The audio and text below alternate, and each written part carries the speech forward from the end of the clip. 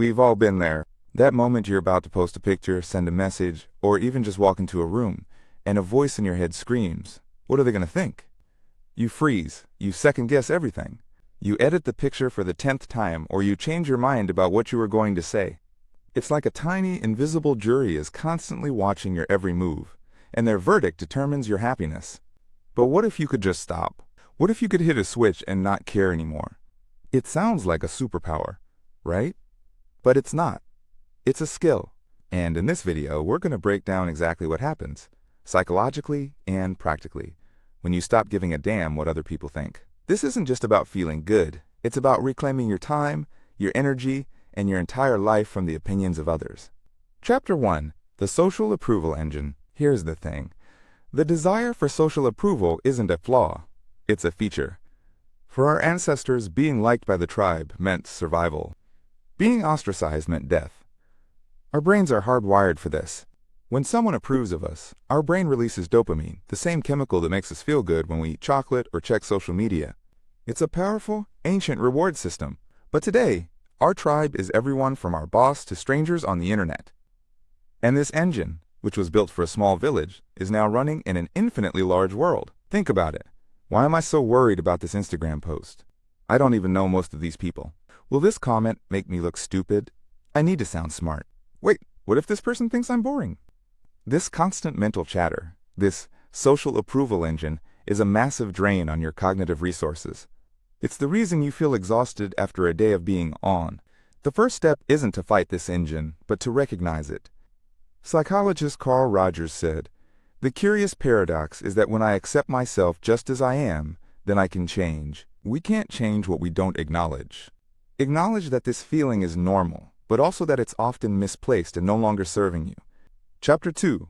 The Spotlight Effect and the Emotional Detachment Method. Here's where it gets interesting.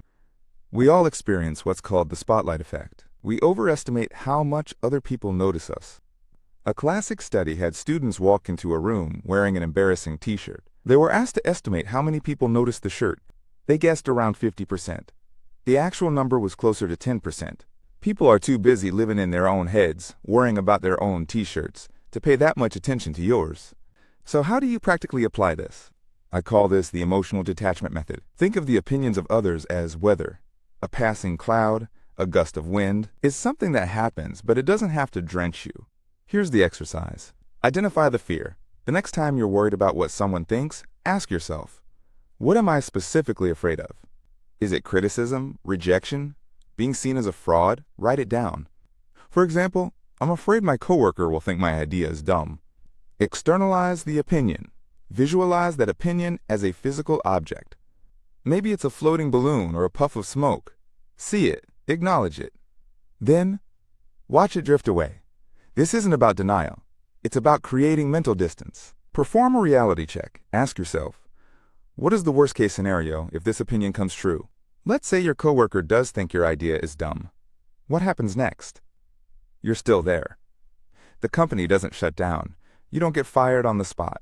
You might feel a sting, but the world doesn't end. Most of the time, the perceived consequences are far less severe than the anxiety we build up. By treating others' opinions as external, temporary events, you stop letting them take up permanent residence in your nervous system. Chapter 3. The Opinion Filter and the "what would I do if" technique. We can't just stop hearing opinions, but we can learn to filter them. The problem is, most of us have our filters set to absorb everything. Instead, we need to actively decide which opinions get through and which ones don't. Think of it like a quality control system for your self-worth. This brings us to the opinion filter. A useful opinion is one that is constructive. It provides specific, actionable feedback from a trusted source.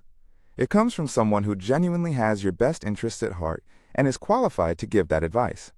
Aligned with your values, it helps you get closer to who you want to be, not who others want you to be. If an opinion doesn't meet at least 2 of those 3 criteria, it's probably junk food for your brain.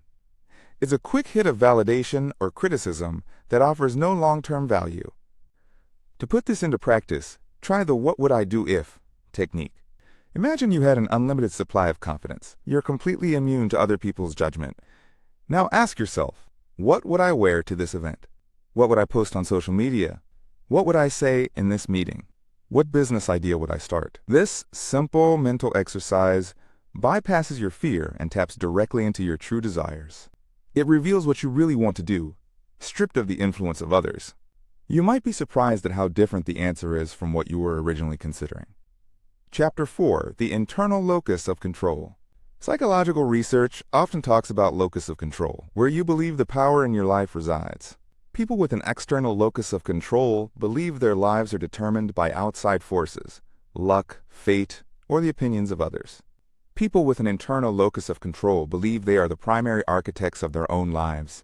When you're constantly worried about what others think, you are operating from an external locus of control. You've essentially outsourced your happiness and self-worth to a committee of people who, let's be honest, probably don't even have a vote. Shifting this isn't easy, but it's fundamental. A key part of this is building what Dr. Brené Brown calls arena courage. The courage to show up and be seen, even when you know you might fail or be criticized. Here's the actionable piece, the one small action challenge. Do one small thing today that you've been holding back on because of fear of judgment. It could be wearing that brightly colored shirt you love but were afraid was too much, making a quirky comment in a group chat, starting that hobby you're terrible at but find joy in, saying no to a request you didn't want to do.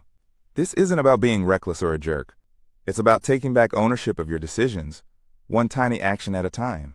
Each one of these small acts is like a representative in the gym, strengthening your internal locus of control. Over time, you build up a powerful muscle that tells you, my decisions are my own. Chapter 5. Reclaiming your time and energy. So what happens when you actually stop caring? The most immediate change isn't a sudden burst of confidence. It's a flood of newly available resources. Think of all that mental energy you spent on anxiety, rumination, and editing yourself. That energy doesn't just disappear. It gets freed up. When you stop caring what your coworker thinks about your idea, you can spend that mental energy actually improving the idea. When you stop worrying about how your post looks, you can spend that time connecting with people in real life. You reclaim the time you spent scrolling, comparing, and second-guessing. This newfound space allows you to start asking a different, more powerful question. What do I want? Not, what do they want me to be, or what should I do to impress them? But, what genuinely brings me joy? What aligns with my deepest values? What am I curious about? Suddenly, your decisions are driven by internal compass, not external validation. You're no longer navigating by the stars in someone else's sky. You're using your own map. You're building a life that feels authentic, not just impressive. This isn't about becoming a rebel. It's about becoming a leader. A leader of your own life. So go ahead. Wear the bright shirt. Post the imperfect picture. Speak your mind. Do it not for an audience, but for yourself. The only opinion that truly matters is your own.